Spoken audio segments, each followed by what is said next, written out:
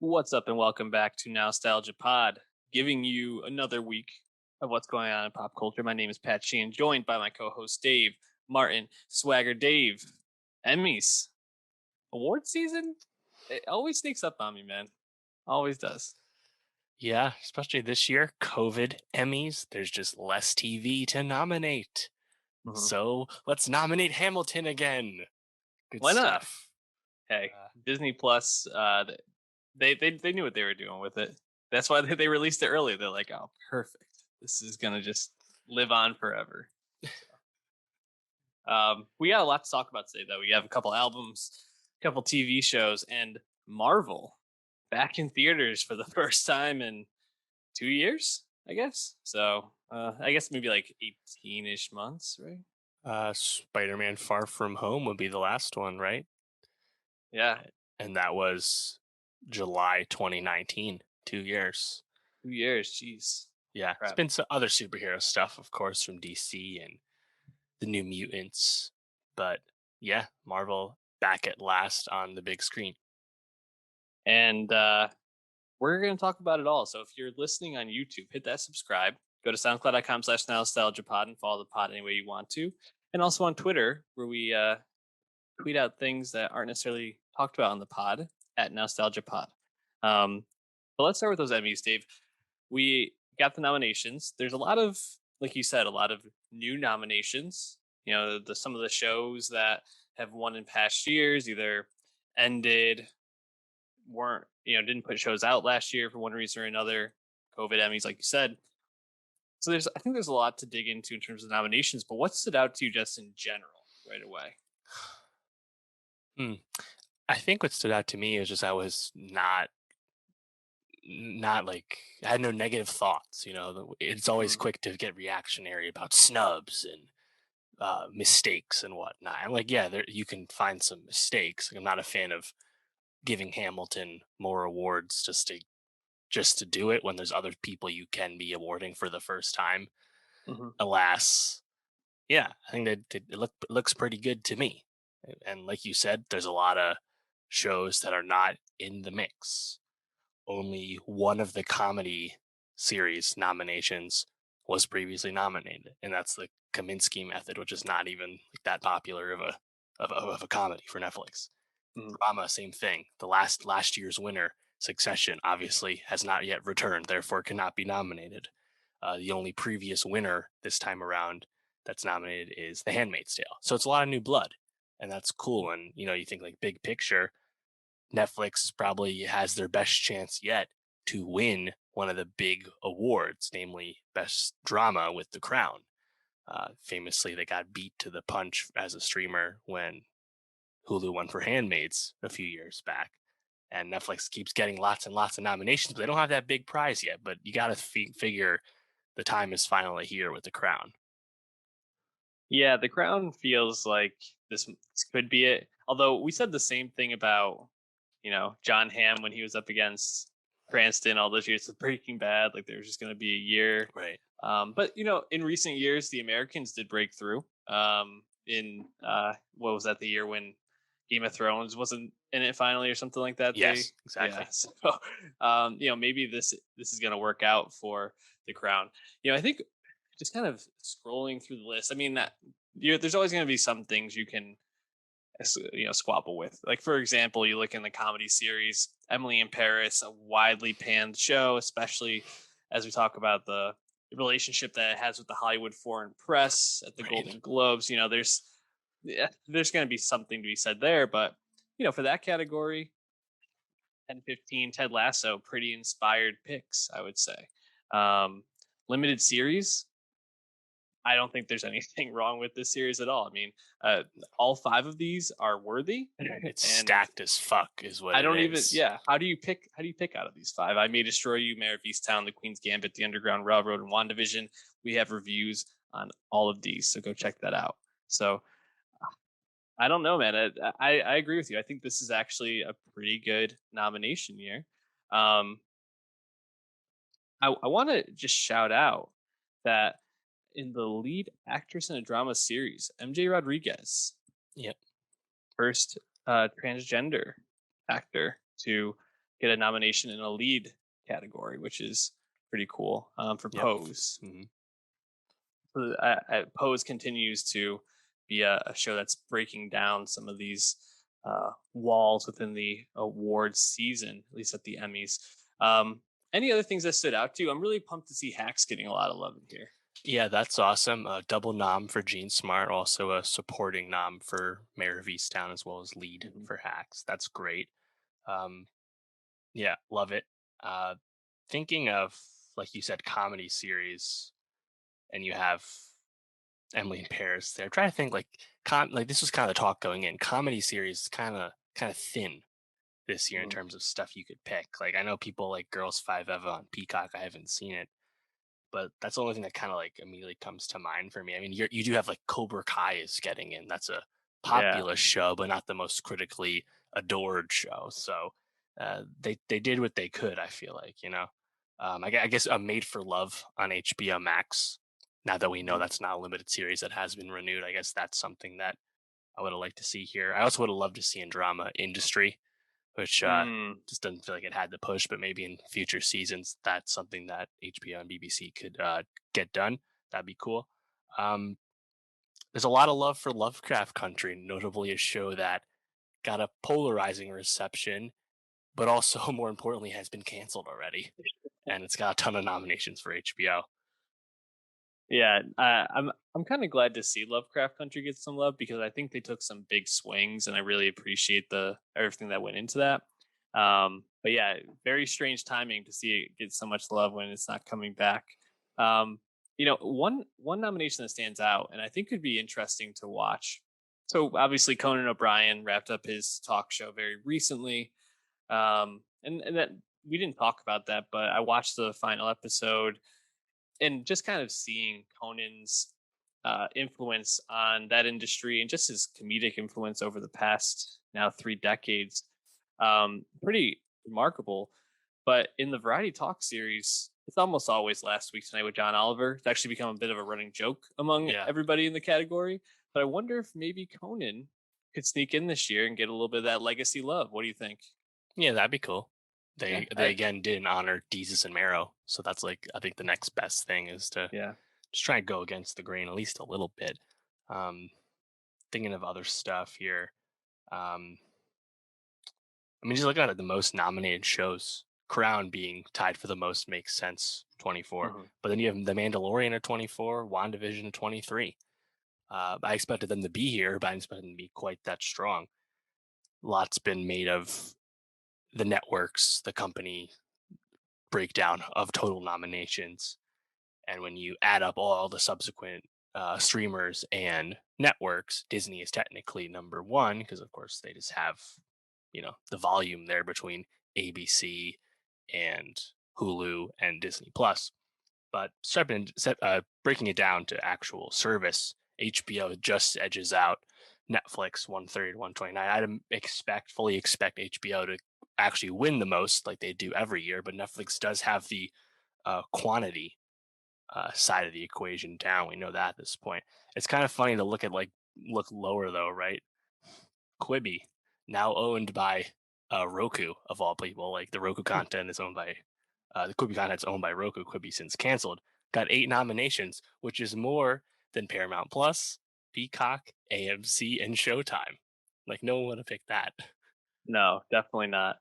Um, Yeah, the breakdown's really interesting, and you can kind of see, obviously Netflix. I think you mentioned had the record-breaking year last year with 160. Didn't get nearly as many this year, 31 less. But it's going to be Netflix and HBO Max with Disney Plus slowly creeping up into the conversation.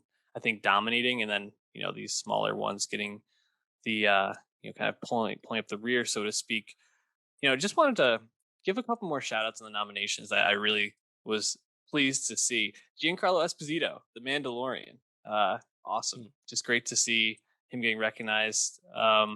Also, Bowen Yang from SNL, who there was a lot of controversy, not necessarily related to him, but to another potential cast member. We don't need to necessarily um, Mm. dive into that. But I think it's nice just to see him. He's been one of the clear standouts on that show.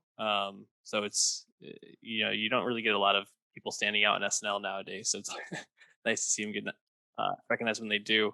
Um, and yeah, also just kind of going through some of these, like Carl Weathers got nominated for Mandalorian, so Timothy Oliphant, which is pretty cool for guest actor. There's just some really fun nominations on Mhm. here. So I think this is maybe a year where people can dive in and be like, oh, I watched that over this past year because I was did nothing but stay inside and probably watch TV. And it's nice to see those things get recognized. So, any early picks for comedy series? Because I think you're leaning Crown for drama, right? Right, right. Yeah, and we'll do our full predictions, youtube.com/nostalgia pod, shortly before the Emmys air, and towards the end of September. Yeah, drama for the crown for sure. Comedy, yeah, I feel like I don't have a good handle on it right now. Flight Attendant got some Globes love, right? Hmm. Um, actually, never mind. The most nominated show in this category is Ted Lasso. Probably Ted Lasso will just run away with this. Yeah, I was leaning that way too. I think it's actually like a three-horse race. I think Hacks, Ted Lasso, and maybe Blackish, just because it's been on so long, kind of a Right. mainstay in the category at this point. So always there. But yeah, we're gonna be doing our predictions as it gets closer. Oh, What's the date of this? the 19th of September. Yes. Two Actually, two months. thinking of the Hamilton of it all, Hamilton getting a lot of love in the acting categories for limited series or movie. One piece of something you can nominate that got edged out in the process is small acts, which is completely ignored here. We had this whole big thing about what is small acts, Oscars, Emmys, movies, TV, and yet it turns out something super excellent got recognized by neither body, and Crazy. that's just a mistake, obviously. Yeah. Uh, Steve McQueen just breaking the minds of award nominators everywhere. So go check out Small Acts. Really great. Why don't we move on though to some music now? And we're going to be talking about two rappers today. We're going to start with IDK, who you know London rapper, but with American parents. Grew up in Bowie, Maryland. I'm reading his Wikipedia as we go here, just because I was like, where is he from? I don't know if there's a sound necessarily that I would associate with him, other than this guy sounds like Kanye to me. And I texted you about this, and not only does he sound like Kanye, I think in terms of his vocals, but I think in terms of some of his production choices, some of the words he uses, some of the choices he made on this album. I hear a lot of Kanye influence on this second album. He has a bunch of mixtapes, so yeah, I guess we can probably squabble with what's an official album or not. But this is his official second album. You see for yourself. What did you think? Just first listen to this. Yeah, I was overall impressed with it, having listened to a lot of IDK stuff leading up to this, and you bringing up where he's from. He's never someone I like associated with having like DMV rap flows the way I think of other rappers from the area, like Gold Link or Shy Glizzy Mm, or someone. He doesn't really have that. He's his hallmark, especially lately, has been that he's like a bit of a chameleon. He does lots of different things, and I think in the past the overwhelming ambition of like his sonics has hurt his albums from time to time. Not that they were bad, but just almost unfocused. And this time, I still think it's quite sprawling, but I think he's just executing better. The results are just stronger now, and you can definitely hear Kanye mhm. comparisons on some tracks. That's not debatable. That's No. a obvious influence, and perhaps also his ability to genre flip a little bit. You can nod to Kanye there as well. Yeah, I liked it though. I didn't expect like to hear IDK have like a jump, and a level up, but I do think he did because I think just the quality standard has just been raised in a lot of these songs. Yeah, for sure. And I really thought this was an album that flowed pretty well. It's a bit long, I'll say, but overall, I didn't really feel like it had a severe drop off. And there's a lot of fun features on this. People that just kind of drop in and like provide a spark. You know, something like Keto with Sway Lee and Rico Nasty in the second half of the album really jumped out to me. I think just hearing Sway Lee like made my ears perk up, and then Rico Nasty kind of comes in with that verse. I guess kind of bring it home. I thought "Hey Auntie" with Slick Rick was a nice song to kind of round out the album, and also in the beginning, "Prada Prada Dada Bang." I'm not sure if I pronounced that right. That's it. With Young Thug, I thought also was a standout for me. Um, so I really think he brought some really great energy just all throughout, and like you said, the genre flipping also sticks out because I think at times it sounds a bit trap ish, at least in some of the drums. Sometimes it sounds a bit more. I don't know if experimental is the right way to say it, but he's definitely trying some stuff, and it always kind of kept me guessing, which I thought I really appreciated. You talk about that jump though. What did you hear that made you feel like he had that jump? Any Yeah, specifics? yeah, I just think the songs are better. You know, "Shoot My Shot" featuring Offset. That's just a really catchy flow. It Mhm. sounds good. That's the song you can point to for Kanye sound. It just, Yeah. the vocal delivery just reminds you of Kanye rapping. But I think the song's a banger. You know, Mhm. in general, this is his second album on Warner Records.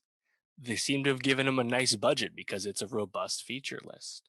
I Yeah. mean, in addition to plenty of, of his contemporaries getting MF Doom and Slick Rick and Jay Electronica, people don't just do that, you know?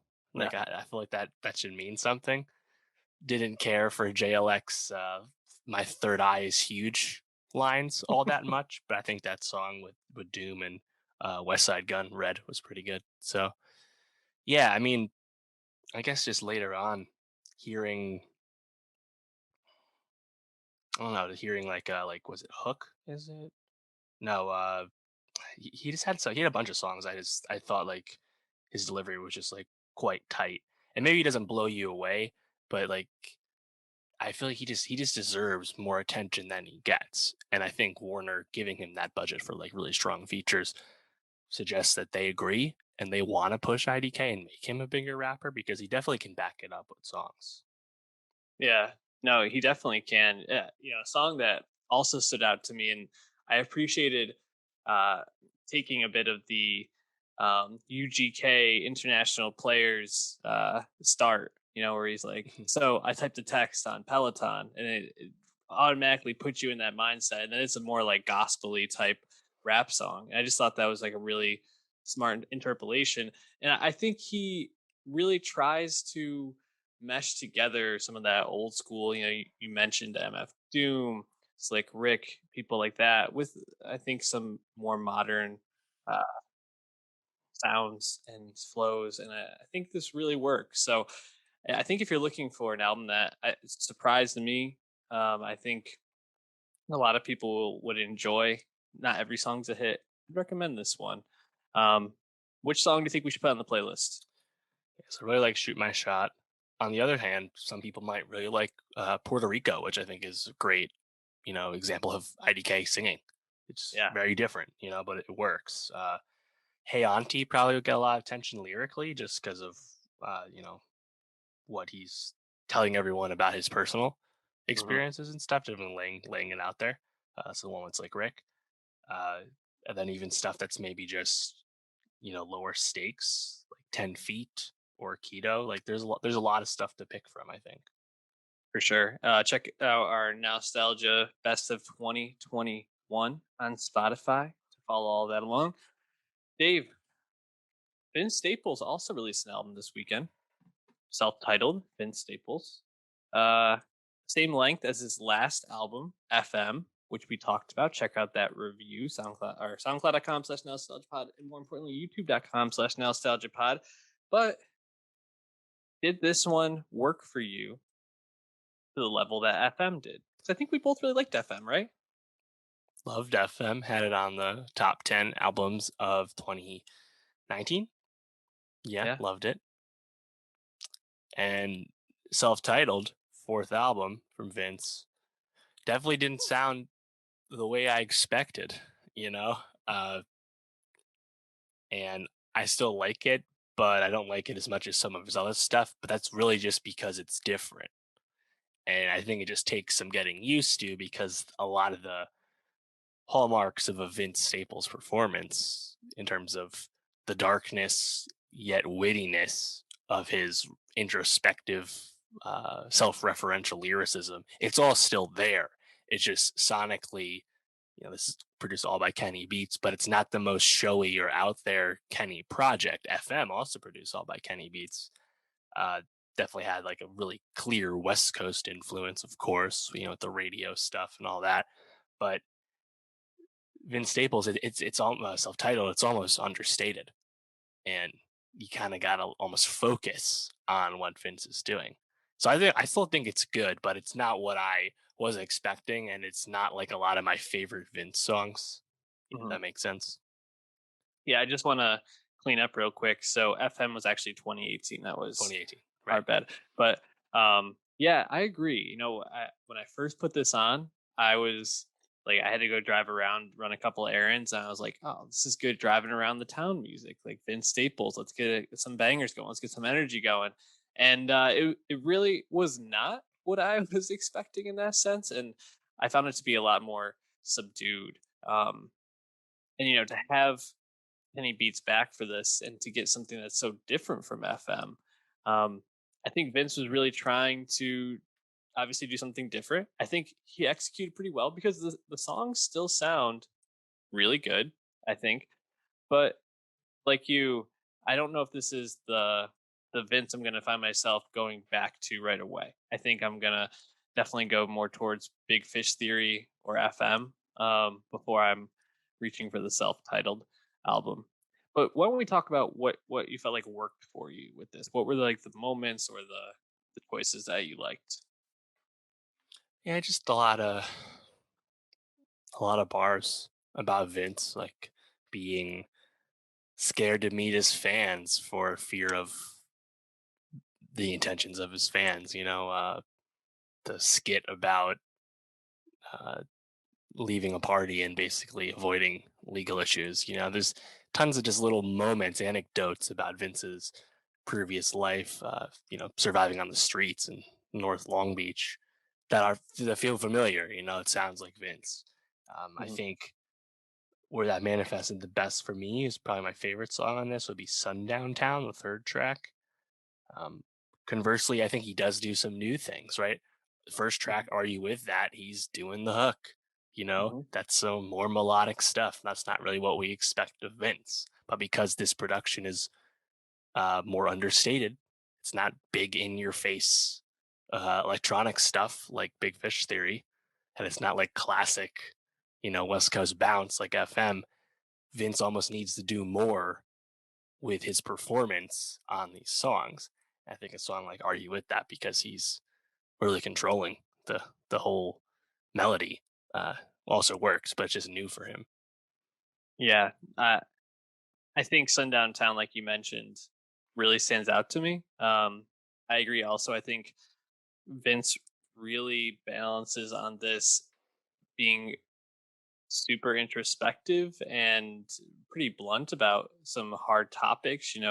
Are you with that? He's talking about losing childhood friends and the pain that he kind of sits with that. And then at the next line, he's saying, "Fill these voids or fill my bank." It's pretty much him kind of jumping back and forth between the fun upbeat Vince and the kind of the goofster in a sense to being the introspective and pretty devastating Vince as well. It's something I think he does pretty well, and I also think the understated production still is really good. Obviously, it's Kenny Beats level, so um, you're getting some good stuff. But even that first track, "Are You With That?" I thought just the bass on that was just so like chest shaking, but also like pretty like intricate, and then having the synths kind of like swaying around in the background really added this like cool feel to the start of the album. I think it kind of set the tone.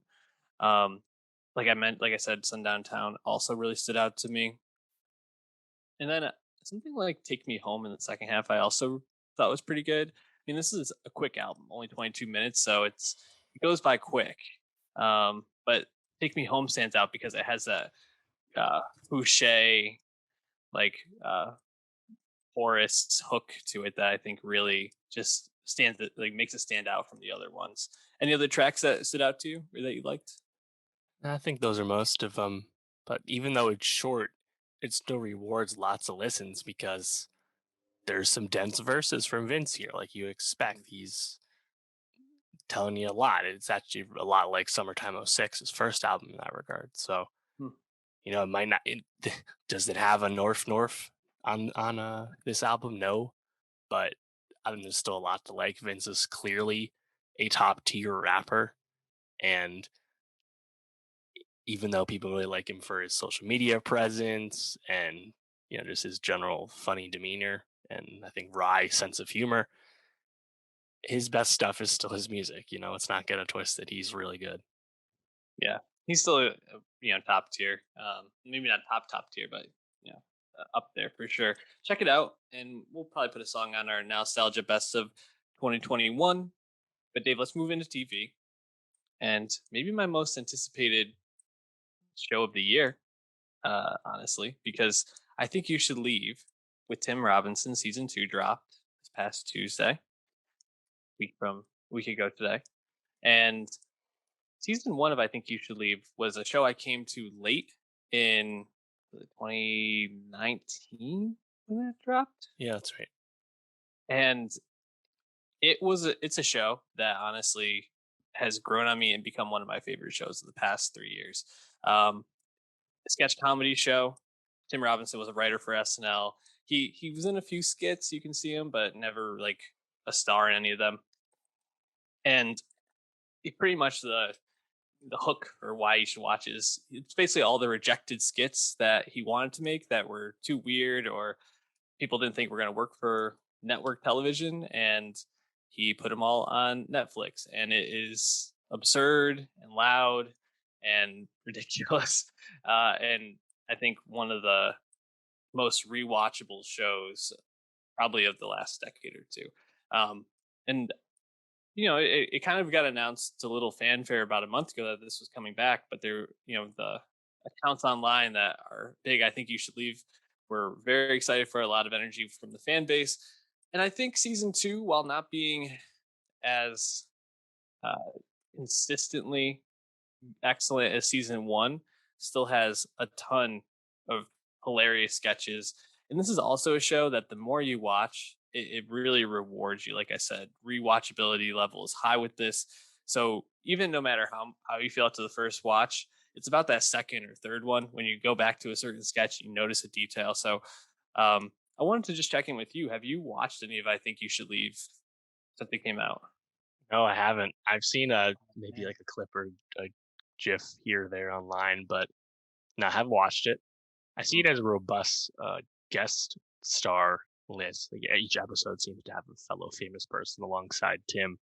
mhm. Do you have a favorite one? Do you think the guests were better or worse this time around? It's always tough Uh, when sketch continues to come back and like it will lose its freshness. That doesn't surprise me to hear you say that. But yeah, how'd you feel about like the supporting players this time? yeah, it's funny because when I think about the show, I don't always think about the the guest stars. And in the first season, you had Stephen Young, Will Forte, Fred Willard, R.I.P., Cecily Strong, Andy Samberg. Some big names, and you really only get maybe a handful here. You got Bob Odenkirk, Paul Walter Hauser, um, and then Julia Butters, who just would not expect to have a child star, on the show. Right. Um, but obviously, like the cast of characters: Sam Richardson, Patty Harrison, Zach Keenan, who is co-writer and co-producer of the show, um, and a couple others are repeats. That's Connor O'Malley being one. I think Bob Odenkirk's sketch stands out as probably one of the best guest appearances. Stephen Yoon, I think, is by far the best one. His poop receipt sketch in the first season is probably one of my top 10 favorite sketches from this show, and he's just so good in it. But Bob Odenkirk in his sketch plays a guy at a diner, and Tim Robinson is talking with his daughter and says, "Oh, we can't go get dessert because in the wintertime they close down the ice cream shops 'cause it's too cold." And he looks over at Bob Odenkirk to play along, and then Bob Odenkirk just takes this scenario to the hundredth level, which is just fantastic, and he does it to perfect Odenkirk level.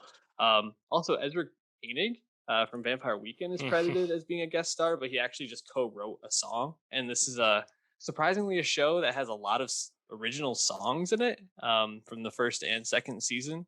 Um, but yeah, I think it just kind of a quick run through. I want to give my top five sketches, and if people are checking out this review, leave what you think the top five from season two are.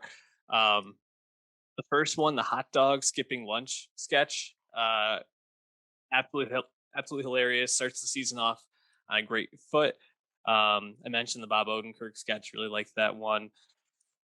The driving instructor is like getting a lot of praise from critics online as probably being the standout sketch from this season. I think Patty Harrison in that is just absolutely hilarious as she is this in a driving instructor video and try no one can understand what she does for a living, but it keeps coming up as like a central plot to it.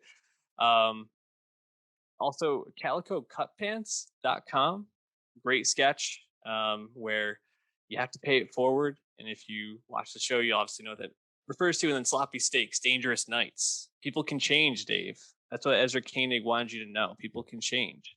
Um, I think You Should Leave is a show that you should check out, even if you're really not into this, because it's only 6 episodes and 15 minutes each. So you can get through the show in an hour and a half sitting. And if you don't like it, Dave, you don't ever have to watch again. It's an hour and a half of your life that you won't get back. And I apologize for that, but I think you'll like it. So that's going to be my homework to you is to watch that before the end of the year. All right. Fair enough.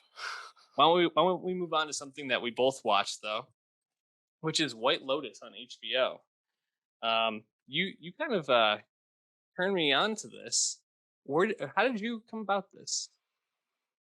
I think I just saw on the calendar, honestly. I didn't have a whole lot of knowledge going in. I didn't even watch the trailer. And, just thinking about it, created by Mike White, whose last show for HBO Enlighten had Laura Dern. It's like about 10 years old. I actually didn't really have a relationship with him. I knew him as like a supporting character in School of Rock. I didn't realize he actually just wrote lots of stuff, including School of Rock. And now this is his second show for HBO, pitched during the pandemic, set at a fictional Hawaiian resort featuring the resort staff and some wealthy patrons visiting the resort. And through one episode of six, I think it's a pretty solid hook. Some familiar faces in the cast: Alexandra Daddario, Tasha Rothwell, Sydney Sweeney, uh, Connie Britton. There's people we know. But yeah, I think it's definitely intriguing through one episode. Yeah, you didn't even mention Steve Zahn, who just goes full frontal in the first That's episode. right. Just a close up of his Franks and Beans. And man, I agree with you. I think this is a show that really came out of nowhere for me, like I kind of alluded to. I'm totally in after this first episode. There's a lot of intrigue. I think the tone of the show seems like there's a lot of like there's almost like kind of a mystery to this, right? Like what's gonna go wrong, what's gonna be awful. They start off by uh, saying that there was a body being loaded onto the plane out, and so you're like, okay, someone might die. There might be a murder involved potentially, maybe something else. It seems like there's gonna be a lot of really funny aspects to the show, while also balancing some pretty tough topics. It seems like potentially um, uh, cancer, and diagnosis like that. It sounds like there's uh, Fred Hetchinger plays a young man who's on the autism spectrum, and uh, it sounds like that's going to be a part of contention, or at least something going on with Nicole and Mark, played by obviously Connie Britton and Steve Zahn, like we mentioned, and then all the stuff with Jake Lacey and Alexandra Daddario. Really interested in that, and then the interplay of Sydney Sweeney and Natasha Rothwell with Alexandria Daddario. Uh, Very interesting setup. Which of the storylines are you most invested in? Mm. Yeah, I feel like people criticize this a lot now. It starts in media res, like you said, when they flash back to 1 week later, whatever it was. Don't know if I need to know that somebody is going to die uh, in the events to follow.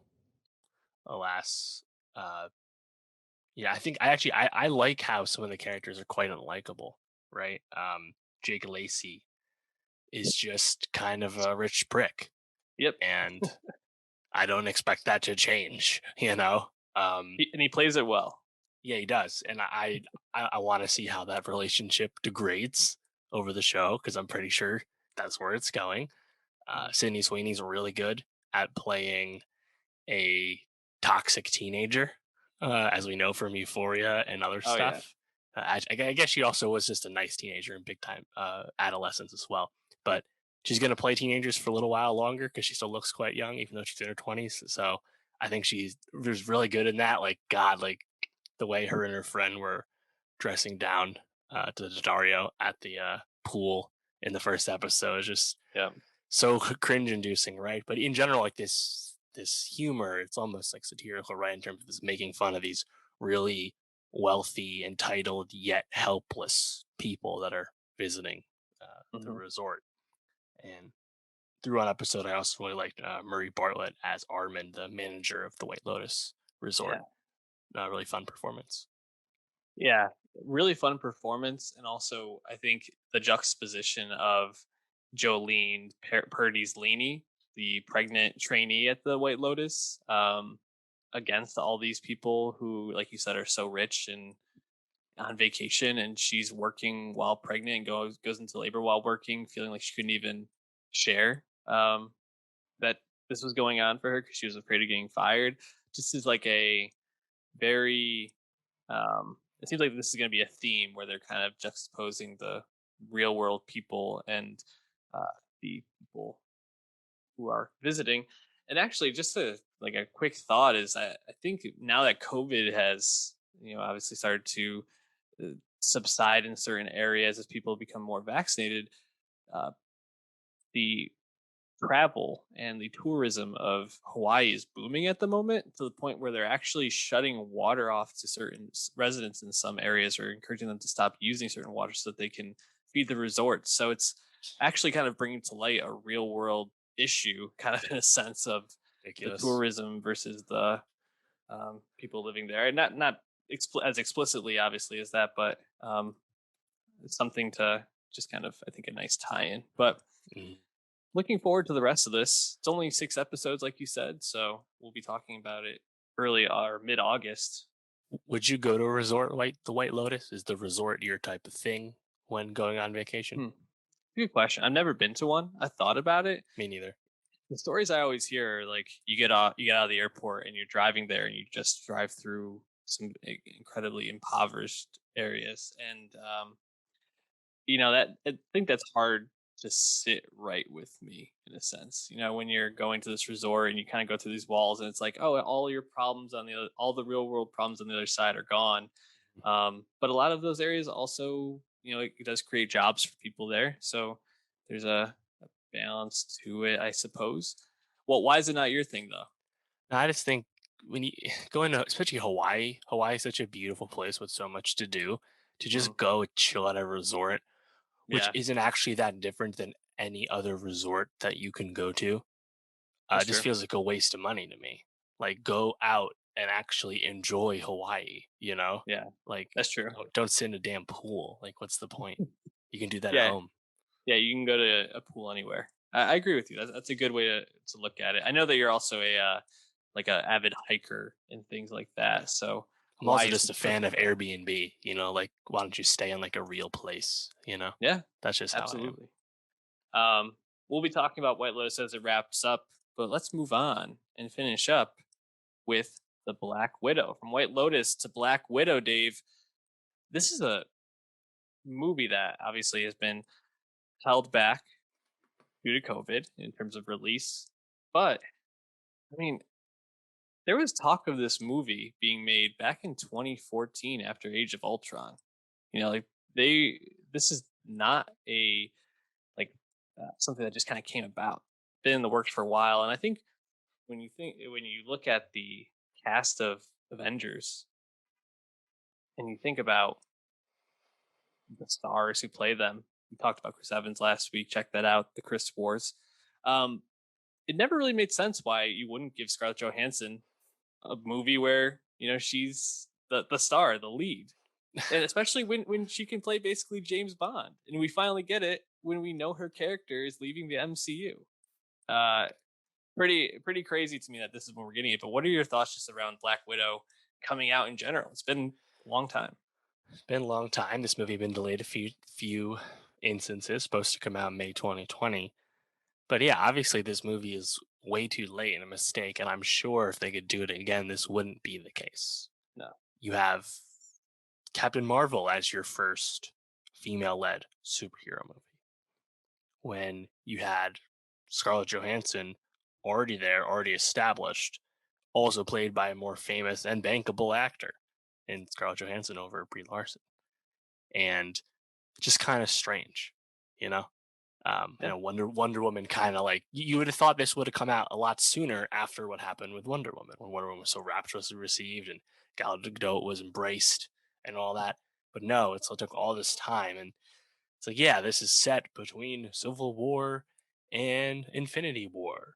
Makes sense in the timeline, sure, but you know what could have happened. This just could have came out after Civil War and before Infinity War, right?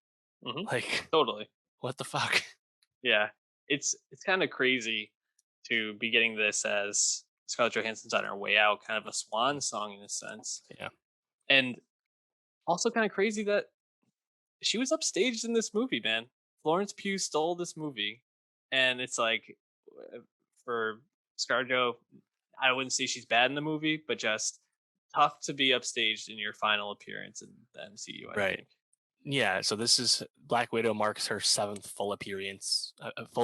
She also had a mid-credit scene for Captain Marvel, which clearly was just other Endgame footage. So seven full appearances, and we know how great an actress ScarJo is. She just reminded everyone in 2019 with Jojo Rabbit and Marriage Story, literally double Oscar nominated. And in that sense, I'm happy to see her go from the MCU. That way, she can make some other kinds of movies. But to have that talent upstaged by Florence Pugh, a bit of a tough scene. Then again, I think anyone with a pulse at this point knows that Florence Pugh is the real deal. Yeah, And man. now she's kind of completed it, right? Like she has her more dramatic bona fides established with Little Women. She's done something a little different with Midsommar. We've seen her on TV in Little Drummer Girl. Now she's been in a co-star in a blockbuster and nailed it. Like what can't she do at this point? Yeah, she was just so charming in this film as Elena, and um, to balance this superhero, super spy type role with the charm and the humor and just the overall energy that she brought was really just awesome. And I wouldn't say I loved Black Widow. I think it's an okay MCU movie, but to just kind of come away and be like, wow, Florence Pugh's just continuing to like round out her career and level up is just so fun to watch. And you also kind of get a fun David Harbour performance. You get a thankless Rachel Weisz performance. Although less thankless as the movie went on. Yes, About halfway through, I was like, "Wow, Rachel Weisz not doing too much." I had the exact same thought. And then when you kind of get the twist, you're like, ah, okay. Um, Also, this is pretty much just a Mission Impossible movie, which Yeah, I'm totally cool with. Like, and I hope the MCU just continues to do this. Just keep making movies in these different types of genres and realms. and that's why I actually really like Black Widow. I'm quite high on it. I'd say it's definitely in my top half of MCU films. You know, Mhm. tough to rank something I've only seen once, but I like it a lot. And I like it because it barely felt like an MCU movie, you know? Mhm. They're the only like trappings of MCU-ness are William Hurt's Thunderbolt Ross barely showing up just to like move some MCU plot mechanics forward that we already well understood because again, this is taking place before the last two Avengers movies. It's a movie about like spies, and it's like Mhm. actually about spy stuff. I Yeah. thought, yes, it has a very familiar Marvel third act, big explosions, lots of CGI and fighting and stuff, but everything actually made complete sense for the story we were getting in this movie. If anything, the weakest stuff is the beginning, just because it's a bit of a slow burn. But once Florence Pugh joins the movie, uh, I think it really just rips. So I was quite entertained. Yeah, I think one of the things I would say was a detractor for me is just the absence of a really good villain in this. You have the Yeah. Taskmaster, who is Antonia Dreykov, and then you have Dreykov, her dad, and um, I think it's interesting to have the uh, kind of looking at uh, ScarJo's Natasha Romanoff and being like, kind of seeing this horrible thing that she had, this decision she had to make of, potentially killing Dreykov's daughter to try to kill Dreykov, and then, having to face that as a villain in this. I think that's an interesting part. But the Taskmaster, for the most part, is a pretty one note, like robotic Mhm. type villain. And Dreykov is pretty much just a villain in the shadows, and that is kind of like overarching, and I guess comes and gives the exposition dump in the second half. But nothing really stood out to me about that. It really places the focus on family, which I think is a good choice, because if it was just about you know Black Widow versus Dreykov, movie would have been a total mess for Mhm. me. But I think making it about the relationships was really much better choice for sure.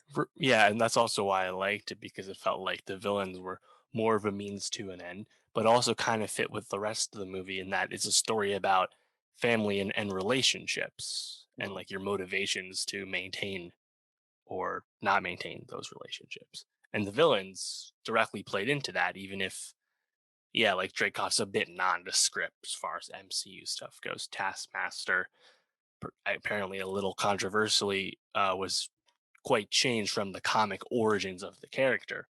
But I didn't mind because I did think it made sense in terms of servicing the story we got. And I just thought that was pretty fun. Um, just thinking about like actually, funny thing about the villain Dreykov is I had this thought in the theater and I saw it in some reviews. Definitely gave me some like James Bond, like Moonraker vibes. Like he definitely Yeah. had some Bond villain esque stuff, which I also thought was welcome because there was tons of other spy movie, tropes and stylings to the story of Black Widow. So I still quite liked it. Well, I think it probably also gave you Moonraker vibes, because you don't you just see Moonraker at one point? She's watching it in that Yeah, little yeah. shack, yeah. And they definitely want to harken back to that type of film. I think overall this is probably somewhere in like the maybe like 10 to 15 range for me. I would have to go back and actually like list them all Mhm. out. Yeah, that sounds good. Yeah, and it's fair. I don't think this is anything we're going to tell our kids about someday, but still for MCU, solid. Um, Yeah, yeah. I think for me, it's all coaching it in the MCU standard of it all. right. So when I Yeah.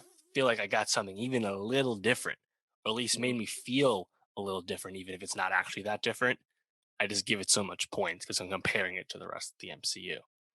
Yeah, and I think we're going to have a similar conversation next week when we talk about Loki, especially as it's contrasted against Falcon and the Winter Soldier right before it.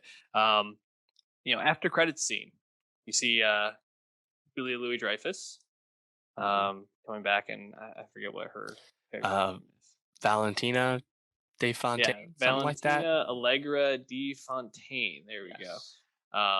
Who's kind of like getting all the I don't know, tertiary. characters in these Right. movies and these Wyatt series together. Russell's now a U.S. agent, grabbed at Yep. the end of Winter Soldier. Now Yelena.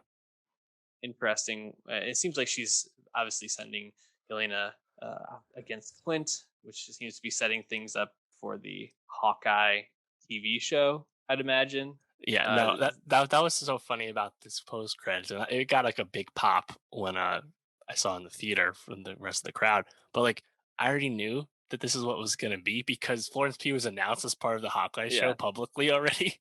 Like we already knew this, not even like a leak. It was announced. So I was like, all right, this is obviously something about Hawkeye. I didn't expect to actually see Valentina. Uh, Guess it makes some sense though. Looking forward to that. You have Florence Pugh in the MCU now. You better be using her because I guess we've yeah. said she's really good. Um, I think some of the. I mean, do you have anything else on the actual movie? Because there's some interesting movie industry notes about Black Widow now that it's Yeah, actually out. I guess I just wanted to ask, like, was there a set piece or like a action part of the movie that really stood out to you? Yeah, so I did like the ending with the tower in the sky, space station thing in the sky. Uh, Not that it's that different from other third acts, but I just thought it made sense. It looked pretty good. But I really like the prison break where they Yeah. are busting the Red Guardian out of prison. Even the lead up to that, where he's like so like up his own ass about what the Red Guardian was and how he had all these battles with Captain America, the U.S. versus the Soviets, right? He had all this pride. Like the character obviously is played for laughs pretty consistently. Mhm. That's the purpose. But I actually thought it was a pretty funny presence. But yeah, the thing with the helicopter, the prison break, that was a lot of fun.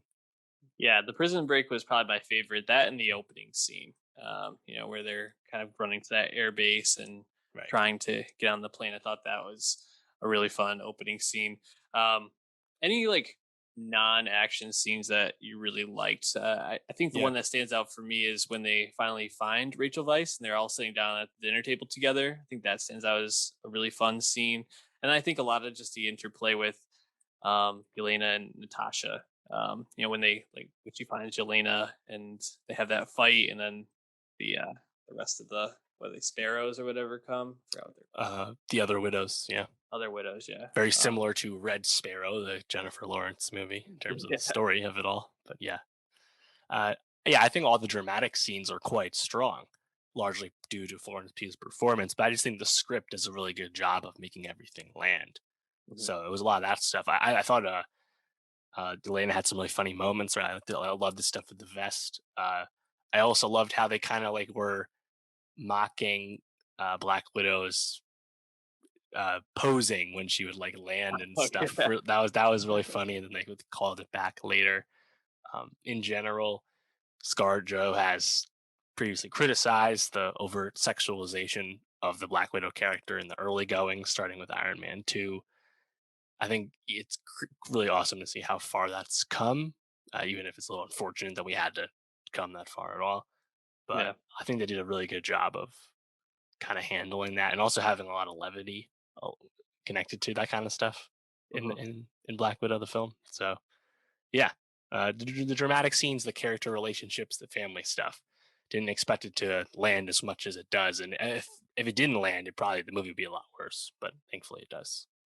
For sure. Also, William Hurt looking a little frail in this. Hope he's okay. You know. Yeah, Um. he doesn't do much in Marvel. He just kind of there. I hope The it manifests for Sokovia something worthwhile Accords. for him. Yeah, I just like that his whole thing is just like, according to the Sokovia Accords, you're good. Mm, It's like, yeah, those yeah. fucking I, Sokovia I, d- I Accords. doubt they'd make him Red Hulk due to like the uh, Yeah, hoops that you have to jump through to make Hulk stuff still yeah, in film. But that would be the ideal future for him. I'm sure his son, who we haven't heard of, will end up probably doing that someday. But you mentioned that there's some industry notes. Let's hear them. Yes, I mean it breaks the domestic box office record that F9 had just set recently with 80 million. Not a surprise, but what was a surprise was that Disney Plus announced how much money they made off Disney Plus Premier Access after this weekend. $30 to rent the film at home on Disney Plus if you so choose. And they said they made $60 million on the first weekend. And that's less than the box office, but of course, they don't have to split any of that money with the theater. So it's a different bit of calculus. And this bit of transparency is just new with anything streaming, right? We all know how Netflix and everyone else will talk about minutes watched and households, and it'll be over like a 3 week span. This was our most consumed, blah, blah. It just a bunch of nonsense statistics that are actually super vague and basically meaningless, right? Mhm. And it's a big bit of frustration when you're trying to analyze anything. And Disney obviously has a motive when it comes to actually announcing a streaming thing because it's a positive result. It makes it look good. And I guess combining that with a box office that would be considered low during normal times per MCU standards, right? Mhm. And I've seen a lot of like a little bit of fear mongering and worrying about the theaters with this, but I think it's quite clear that like just digital, even at that premium price point, is still not enough to justify really expensive blockbusters. We know that. And now there's a lot of people saying that when you have a movie that would have tried to approach $1 billion, and Black Widow probably wasn't $1 billion movie, but it would have been, you know, high several hundreds. When you cut the legs off its theatrical like that, you also manage to cut off its like post theater run with VOD Mm. and stuff. And you're actually going to make less money down the line. So it's very interesting to see how this goes.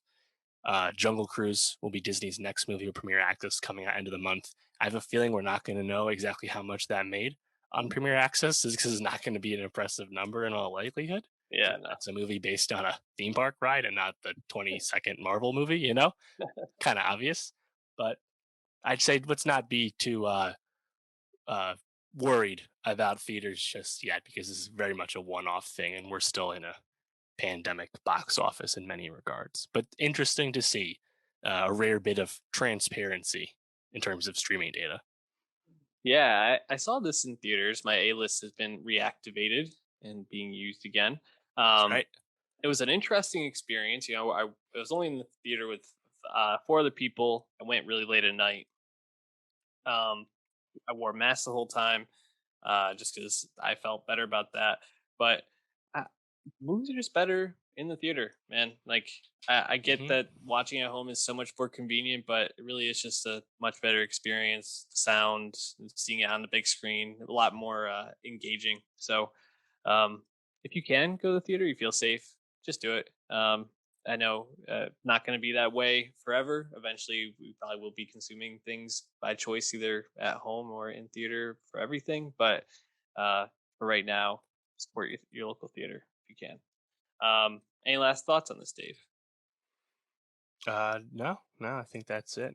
I mentioned Jungle Cruise, but also we never got any data for Mulan or Raya and the Last Dragon or Cruella, which also were Premiere Access movies. So until anything else substantial happens again, I feel like this is more one off than not. And notably, Shang-Chi and Legend of the Ten Rings, the next Marvel movie, is strictly theater only come September 3rd, Labor Day.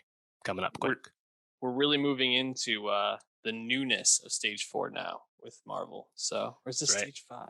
Stage Now 4? it's four. It's four. 4, yeah. Shang-Chi and Eternals before the end of the year, as well as the third Spider-Man, No Way Home, We had 2 years off, and now what, 4 Marvel movies? Oh as well God. as four in 2022, as well as a litany of shows, both at the end of this year and next year. Yes, it's all Marvel all the time. And we're going to be talking about Loki next week. And what else are we going to be talking about? Yeah, the long awaited question mark Space Jam: A New Legacy, Yes. starring the King LeBron James, available on HBO Max as well as at your theater. Uh, that'll be interesting at the very least. I know the embargo just broke on that. Uh, Also Loki, like you said, the end of Betty season 2, new music from John Mayer, Willow, Claro, and some other stuff perhaps as well. Yeah, I think things are picking up. Looking at the calendar throughout the end of summer into the fall, content is back. The fears of running out have subsided for good. Well, hit that subscribe because you're going to want to stay tuned to all of it. We'll be doing our reviews of all of the aforementioned things, plus more in the future, as well as rankings, what to be excited for, our predictions. There's going to be a lot of stuff on the horizon from us. So stay tuned. Um, we'll see you next week.